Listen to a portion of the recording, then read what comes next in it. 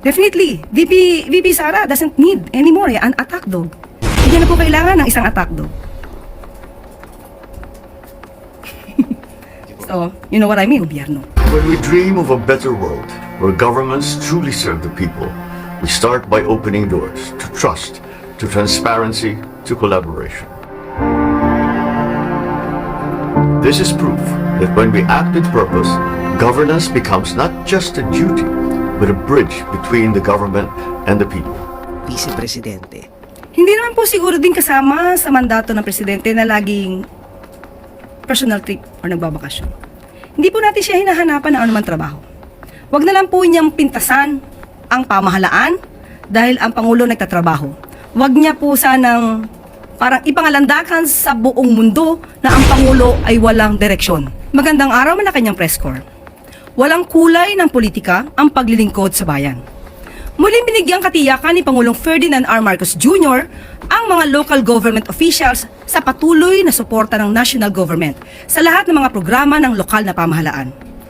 Anuman ang kanilang political colors, dahil sa Pangulo, aksyon ang kailangan at di pamumulitika. Sa naganap na meet and greet kahapon ni Pangulong Marcos Jr. sa mga local government officials, binigyan diin ng Pangulo na hindi malilihis sa tamang landas ang bayan kapag ang pondasyong serbisyo ay pagtutulungan ng lahat at pagmamahal sa bayan. Ang nasabing pagtitipon ay nagpapatunay lamang na serbisyo sa taong bayan at kapakanan ng mga Pilipino ang pangunahing hangarin ng Pangulo. Para mapalakas ang ugnayan ng national at local government, nagpagtulungan si PBBM sa mga bagong halal ng LGU upang bigyan diin ng Pangulo ang kahalagaan ng koordinasyon at epektibong paglilingkod. Tiniyak niya ang suporta ng mga LGU lalo na sa disaster program at disaster order, peace and order and digital services. Transparency and accountability isinusulong sa gobyerno. Pinuri ni Budget Secretary Nina Pangandaman ang hakbang ng DILG na pagtibayin ang open and participatory governance sa mga LGU sa pamamagitan ng kanilang nilabas na Memorandum Circular Number 25 or 2025-065. Nilalayo ng nasabing memorandum na palakasin ang epekto ng open governance values sa mga LGU at maging ehemplo sila sa pagsusulong ng mga reforma na ikabubuti ng kanilang komunidad. Ayon sa kalihim, mahalaga ang kooperasyon ng mga LGU dahil sila ang mismong makakahikayat sa kanilang mga nasasakupan na makilahok sa mga programa ng gobyerno at makamit ang ninanais na pagbabago. Dagdag pa ng kalihim, isa itong hakbang upang masiguro na lahat ng serbisyo ng pamahalaan ay makakarating sa mga mamamayan, sa city o barangay level man. Mas mabilis, mas maayos, at mas kapaki-pakinabang na serbisyo para sa mga Pilipino. Ito ang gustong makita ni Pangulong Ferdinand R. Marcos Jr. sa lahat ng level ng gobyerno. When we dream of a better world where governments truly serve the people, we start by opening doors to trust, to transparency, to collaboration. This is proof that when we act with purpose, governance becomes not just a duty, but a bridge between the government and the people.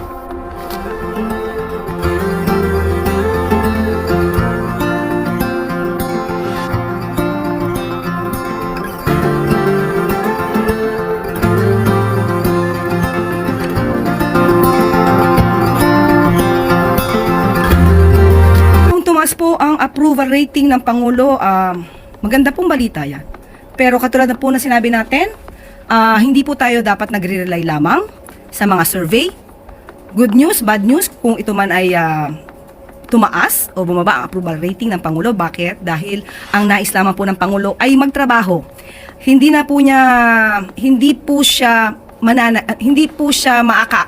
siya maapektuhan ng anumang survey.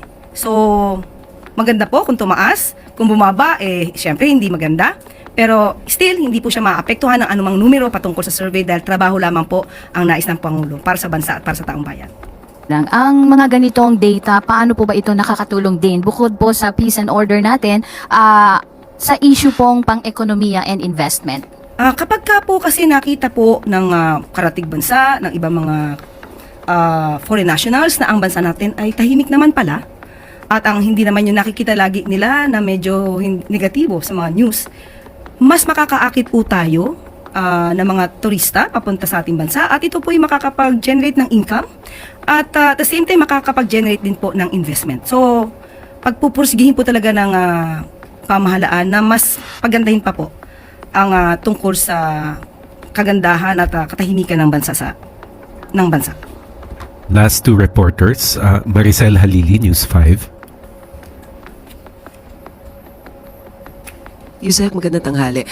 Yusek, in response to your statement na aksyon, hindi bakasyon, the newly appointed spokesperson of the Office of the Vice President, former Yusek Ruth Castelo, mentioned na kapag pinagbatayan naman kasi yung konstitusyon, hindi naman daw talaga ganun kadami yung may enumerate na mandato ng OVP, and the job of the Vice President is almost the same din naman sa Presidente. So ano po ba ang gustong makita ng Malacanang na supposedly ay ginagawa ng Vice Presidente?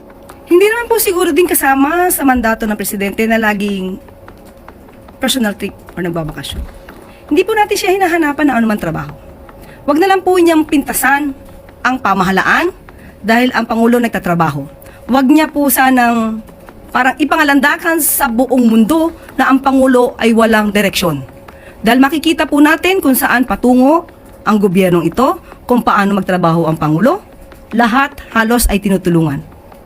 Magsasaka, mangingisda, mga estudyante, at marami pang iba. So kung di naman po siya ang magsasalita patungkol sa ginagawa ng Pangulo, hindi naman din po makakarinig ng anumang komento mula sa atin. Yusek, with the appointment of former Yusek Ruth Castelo, do you see this as in a way a battle of among spokespersons? No, I don't think so. Is it Bakit may battle? It's all about facts, truth, transparency. Tristan Nadalo, Newswatch Plus. Ay, Yusek. Siguro medyo related na lang din po doon sa tanong ni Mase on having, ano pong may papayo nyo na lang doon kay Yusek Castelo bilang spokesperson. And sabi niya rin po, she will not be an attack dog and will just report on sa mga nagagawa ng OVP. Hindi siya attack dog. Definitely, VP Sara doesn't need anymore an attack dog. Hindi niya na po kailangan ng isang attack dog. So, you know what I mean. Okay na po? Para sa mas mabilis na driver's license renewal, sa administrasyon ni Pangulong Ferdinand R. Marcos Jr., hindi na kailangang pumila pa sa LTO ang mga magre-renew ng kanilang driver's license sa ilalim ng online driver's license renewal system ng DOTR. Kasama sa online application process ang online driver's education program at telemedicine sa pamamagitan ng eGov.ph app. Nangangahulugan lamang ito na kaya na ang digital driver's license renewal sa loob lamang ng 15 minutes at may option pa ang mga motorista na ipa-deliver sa kanilang bahay ang kanilang mga lisensya. Patunay lamang ang programang ito na sa ilalim ng Marcos administration, hindi imposible ang pagbibigay ng mas mabilis at mas magaan na serbisyo para sa bawat Pilipino sa ilalim ng bagong Pilipinas.